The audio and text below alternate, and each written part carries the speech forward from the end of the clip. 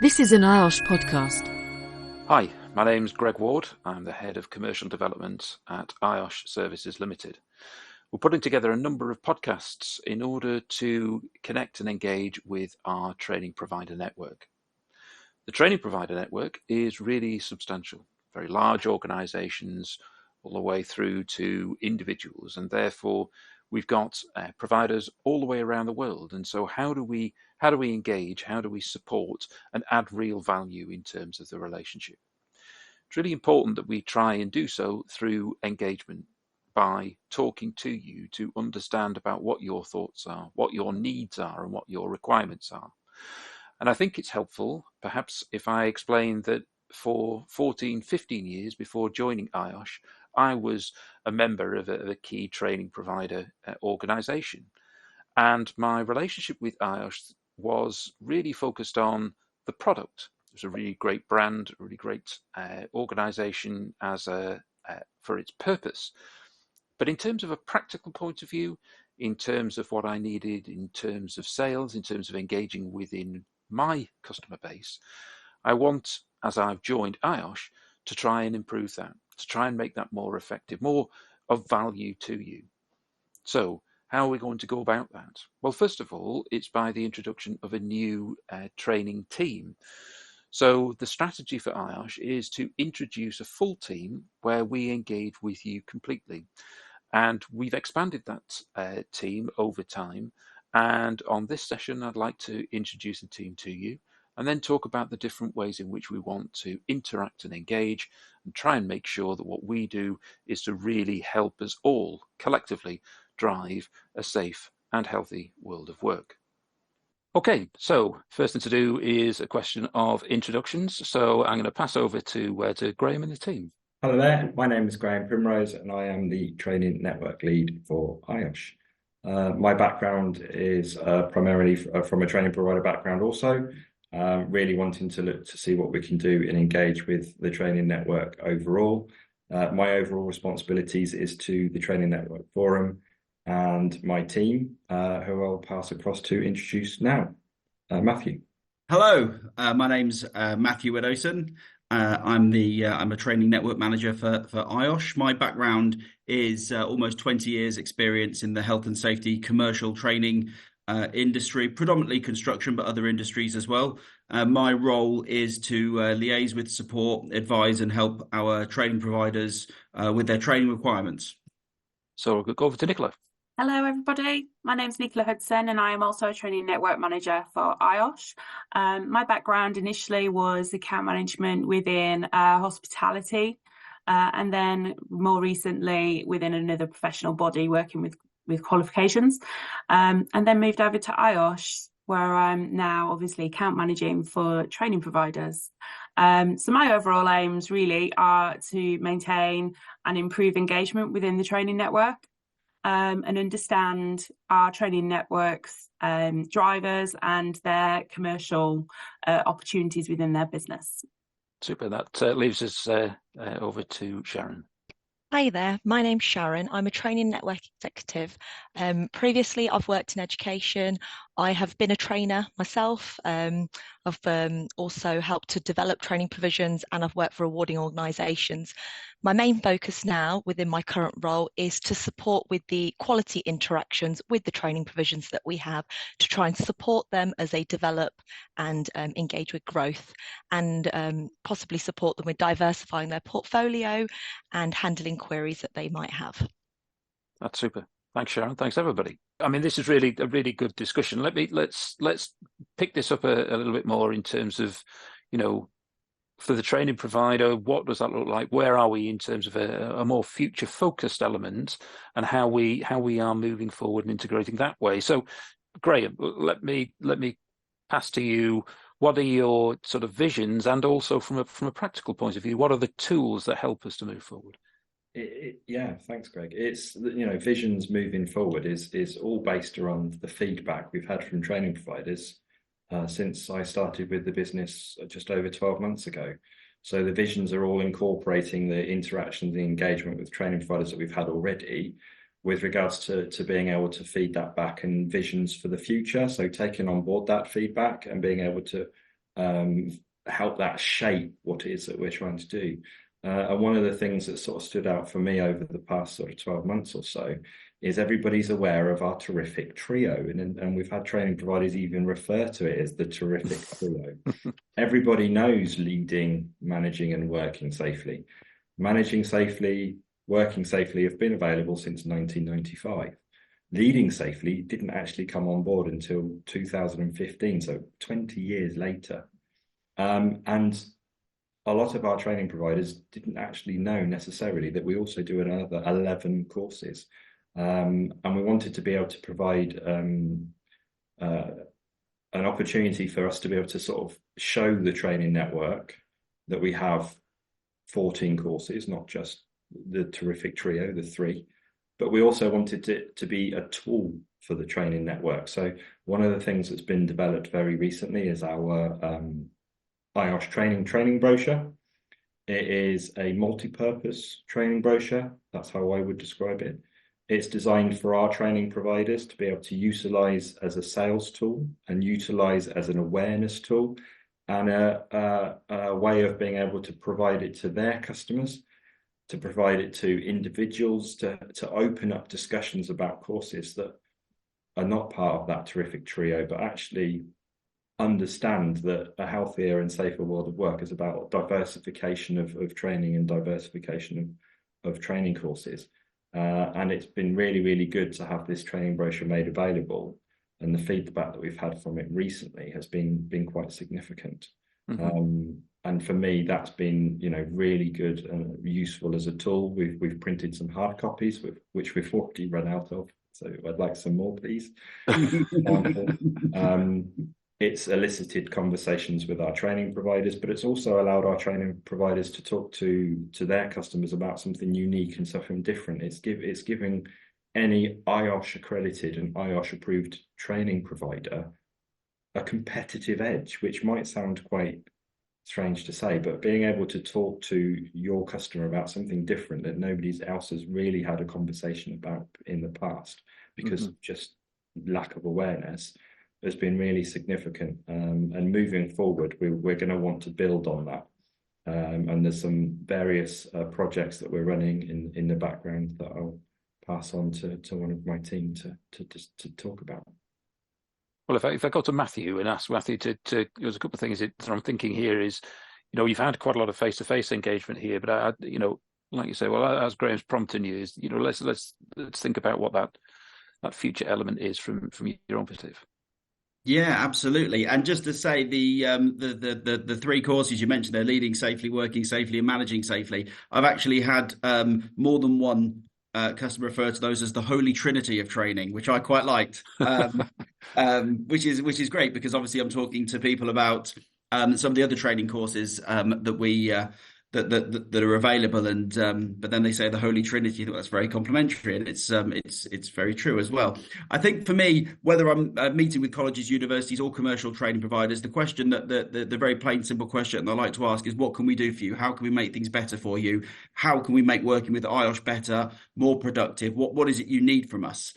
And getting so far, a very diverse range of answers from that. But obviously, just to echo what Graeme said about the training brochure, the reaction to that has been overwhelmingly positive, almost unilaterally positive. Training providers asking for hard copies to take to shows, to take out to meetings with customers. But then in addition to that, a development to that, I've been asked personally, would I go out with members of their sales team to see their customers with them as an IOSH representative, to talk specifically and in more detail about some of those IOSH courses that they're perhaps not aware of, or that they've heard about, but they're not really sure if it's the right move for them, and the direction for them to go in. As well as that, being asked to go into a training provider for half a day and do a bit of a mini session on some of those training courses, managing sustainably, the safety, health and environmental course for construction workers, so their sales team understand more about them and feel more confident talking to the end user, their customers, about the benefits of those courses and how they are going to have a positive impact on their business and their industry. And all of these things, I think, are really, really positive. It's great to have that level of engagement with the training providers, and obviously very, very happy to do that and help with that. And I think moving forward, over the next few months, having the opportunity to talk, not just to the training providers who we meet, but their sales teams and their training advisors and their consultants, so they can then pass that message on, will be invaluable, because obviously it's about, as Greg said at the start, creating a safer world of work. And it's only by understanding those training courses that they'll be able to deliver that. I think one of the really exciting things there, I think, is the idea of thinking, well, not only about yourself actually joining the sales team and then talking about the products, in amongst the group in turn, but actually going out with a provider to their customer to help in that engagement, that discussion. And that's absolutely the purpose of what we're doing, is in order to make sure that the end user, businesses, organizations, are investing properly in IOSH, the highest quality of IOSH, about what is that delivered, to save lives, and ultimately we want to make every effort to try and make sure that that's realized. From Nicola, from your point of view, if I was going to look at it as, what you want to do with engaging across with your customers, your training providers, what does that look like for you over, the next 12, 18 months or what have you? What are you looking to try and achieve? So I think from my point of view, and now we've started to get a real grip on our customers and understand them and understand their business and what makes them tick. I've really found it beneficial to actually look forward and look ahead at what they're doing within their businesses. And I think it's been really important for me to sort of get a real understanding of how their business is growing, what their expectations are over the next sort of 12 months.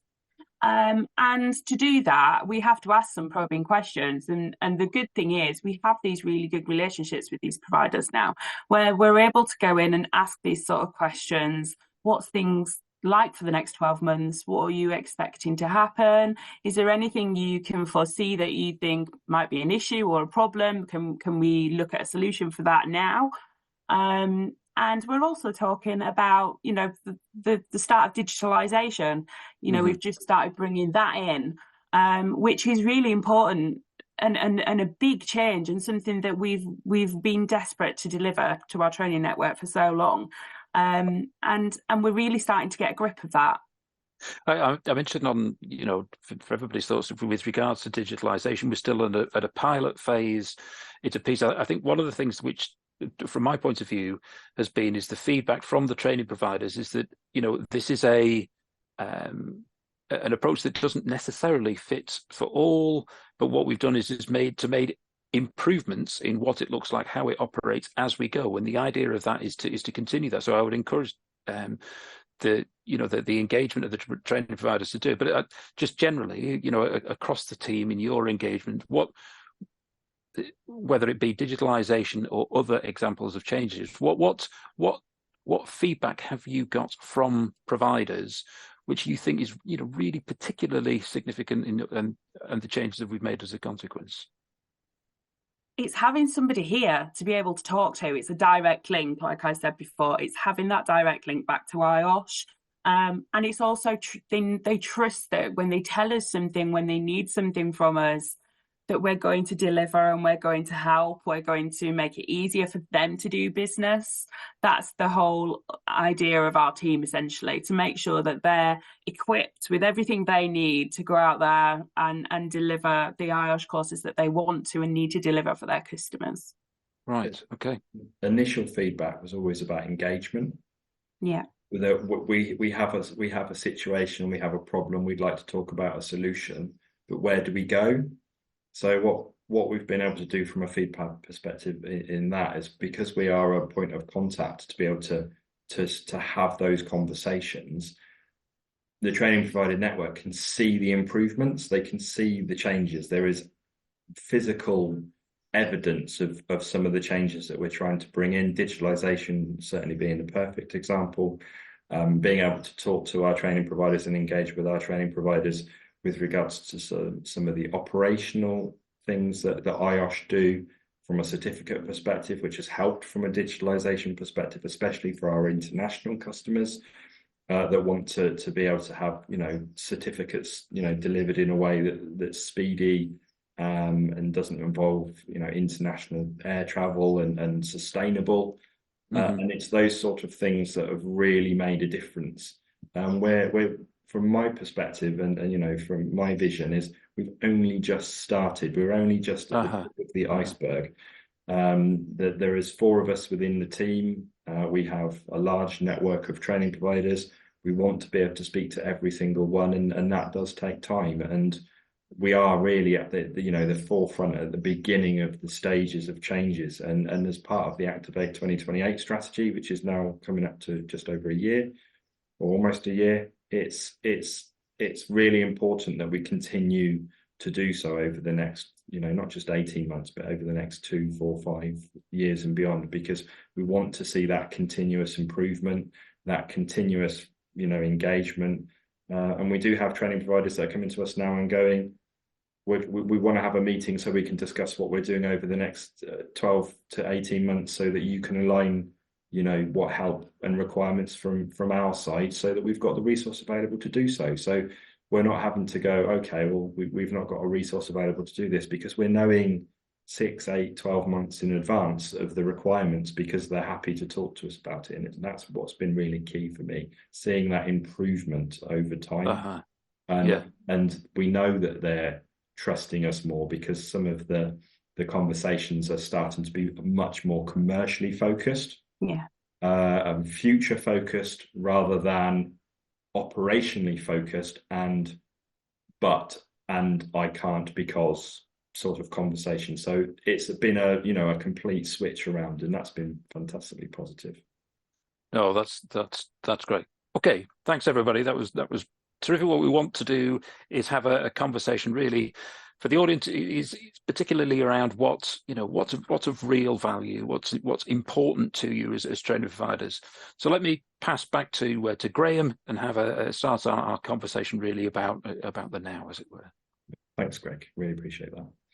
So in terms of the work that I've been doing over the past 6 months or so, I'm the head of the function. I look after the training network team, setting with regards to the goals. And one of the main focuses for me is customer engagement. We really want to improve conversations, interactions, face-to-face meetings, having a good understanding of where your pain points are, where IOSH can be more supportive, where we can help you from a commercial perspective. And it's really important that we have the opportunity to come out and see you and have these conversations. And I'm really focused on ensuring that we have the ability and the opportunity to do that. Alongside that side, I'm also working on a lot of the strategic engagement with our strategic engagement team with regards to our Vision Zero project. It involves quite a lot of work from an international perspective with the International Social Security Association, and also helping to generally support my team, support you better, and slowly start to improve the feedback and the engagement that you provide us, in order that we can continue to keep the relationships growing, both from a commercial perspective, but also from a relationship perspective. It's really important that we can help develop and establish a relationship of trust, a relationship with you to help you grow as an organization, and for IOSH to have a good understanding of your day-to-day requirements from businesses and delegates alike. That's super. No, that's great. Can I pass the same piece to Matthew really with your thoughts?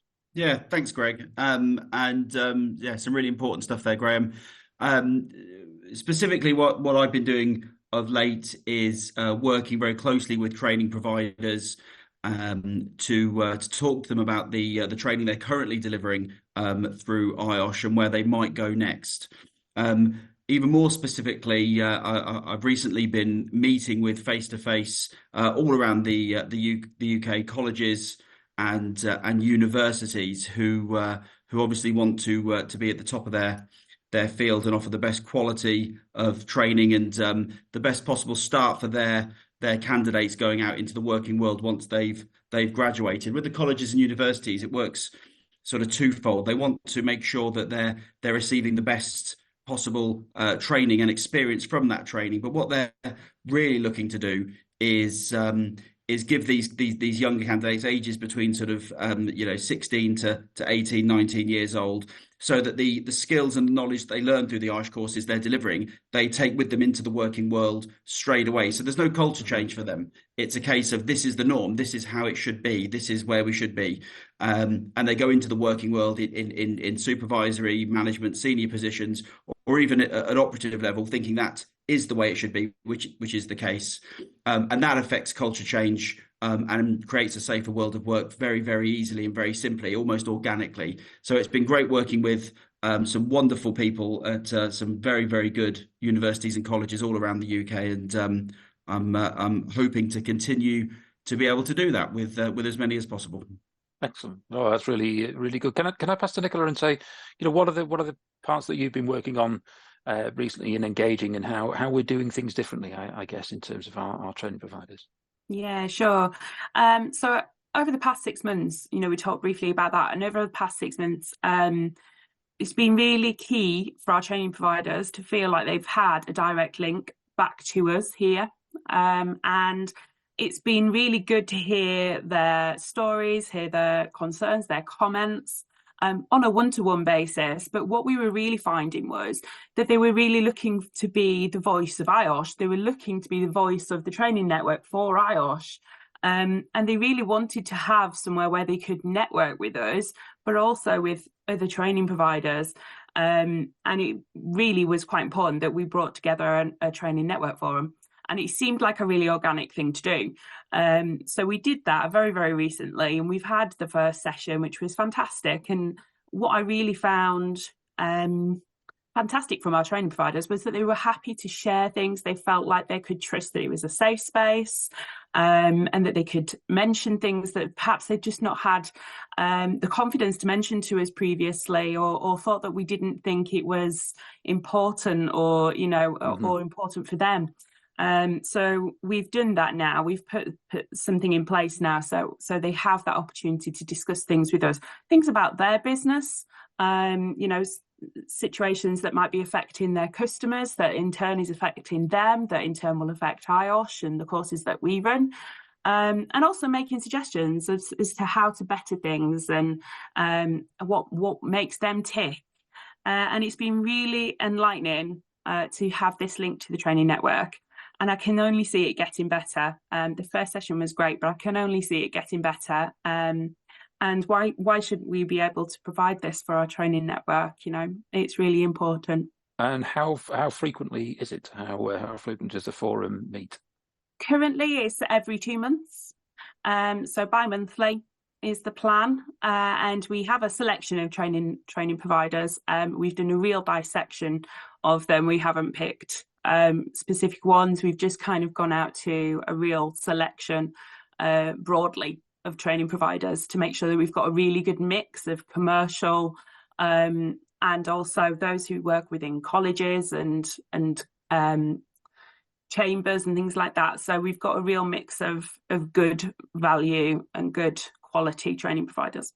Excellent. That's really good. I mean, I think that whole interaction is hopefully that's coming across in terms of the theme of saying that, what we want to be able to do is, yes, we can contribute, we can be an educator, a contributor in that way, but also very much as a learner, for us to be able to see what it is that not just you require as a training provider, but what is the demand and requirements of your customers. So that's key to to get across. Can I just pass over to Sharon in terms of understanding, what's in your connection out with our training providers, what's the activity with yourself?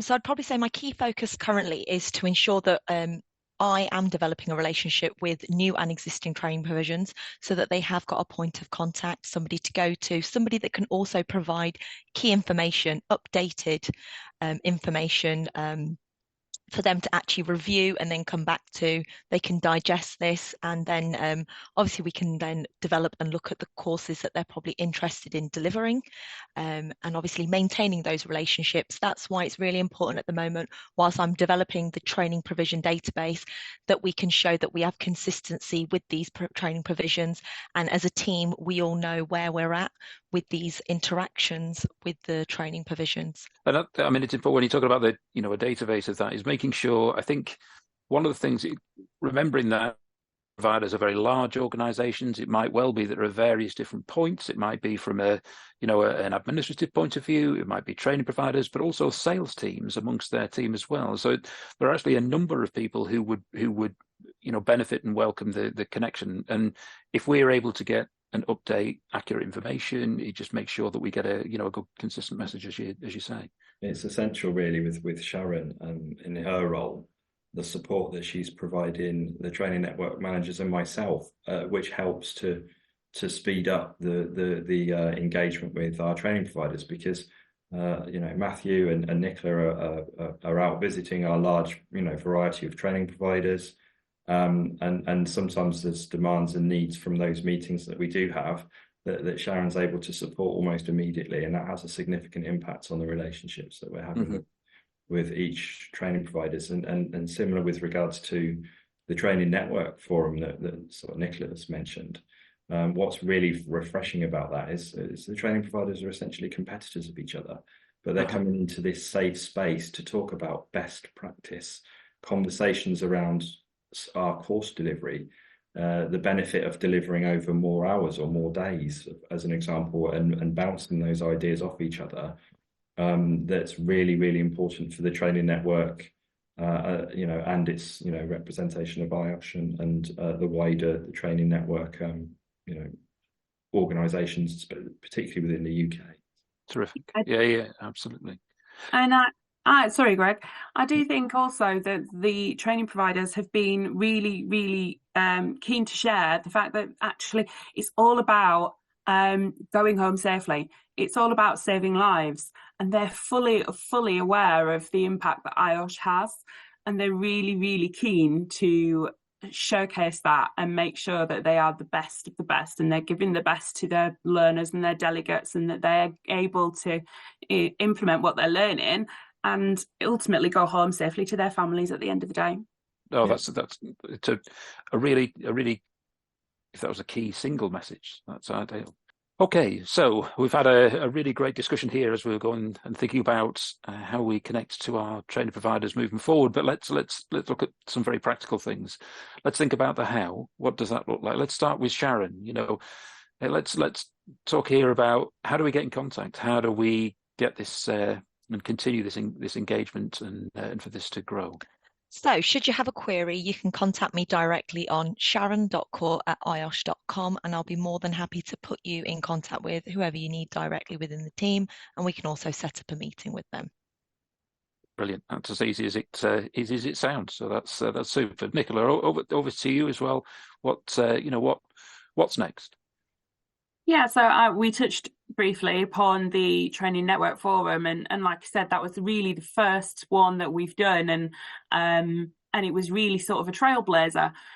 We've got 1,700 plus training providers. It would be fantastic if we had more training network forums. It would be fantastic if we had more people who wanted to be involved in those forums. So, if you want to be involved, get in touch with me, Nicola.hudson @IOSH.com.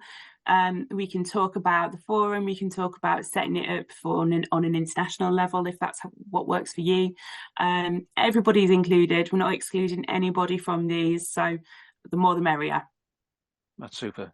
Look, that's good stuff. And over to Graeme and Matthew in terms of what your visions are for the future and something quite soon.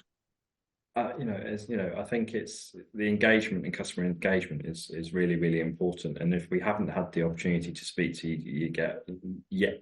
you just yet, we will, and we want to. But immediate requirements, you want to get in touch to have a conversation, you can contact myself, Graeme.Primrose @IOSH.com. We've got Sharon within the team, Matthew within the team, Nicola in the team that are all able to help. Depending on your requirement, we've got expertise within various departments as well that are able to help you probably more quickly than perhaps we can from an administrative perspective or from a tailored course perspective, if that's something that you're looking to consider, for example. But from my perspective, the sort of the most immediate focus is to continue these conversations and then continue this engagement.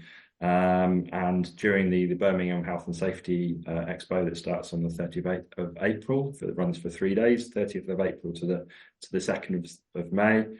On the middle day, the 1st of May, myself and Matthew will have a slot on stage around lunchtime. We are aware that there'll be a number of our training providers already there at the exhibition with shows.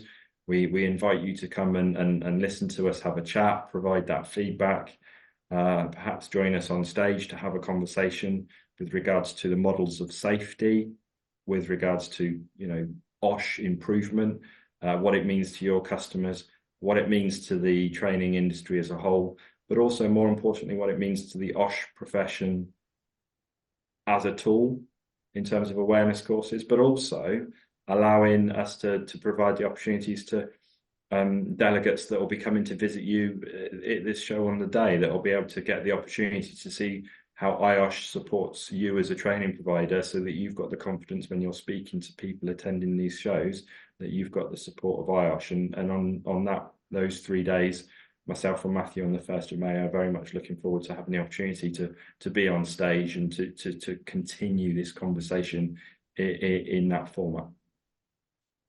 That's super. Matthew, any final thoughts? It's all about engagement for us. It's all about building relationships with our training providers. So all I would urge training providers to do, UK, abroad, is get in touch with us. We will engage with you. We will speak to you. If you want to speed that process up, get in touch with us. We'll be happy to talk to you. We'll be happy to set up a virtual meeting to come out and meet with you.